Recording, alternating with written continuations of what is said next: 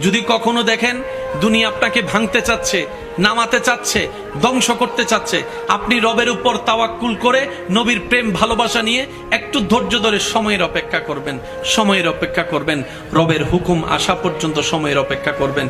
মনে রাখবেন, ভাঙ্গা জিনিসগুলাকে আল্লাহ এমন ভাবে সুন্দর করে নতুন করে সাজাবে, আপনাকে এমন সুন্দর জীবন দান করবে, যারা আপনাকে নামাতে চেয়েছিল তারা আপনি পর্যন্ত আর পৌঁছাতে পারবে না। সুবহানাল্লাহ।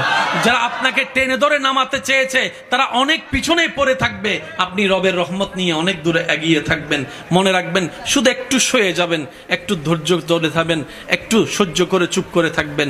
যত সইবেন তত পাইবেন, যত সইবেন তত পাইবেন। কোনো আফসোস নাই, কোনো আপত্তি নাই, কোনো হা হুতাশ নাই। রবকে শুধু এতটুকু বলবেন যখনই মন খারাপ হবে, সিজদায় মাথাটা ঝুঁকিয়ে, ইয়া রব, আমি যা পেয়েছি কোনো কিছু পাওয়ার যোগ্যতা আমার কাছেই নেই, সব তুমি দয়া করেই দান করেছো, সব তুমি দয়া করে দান করেছো।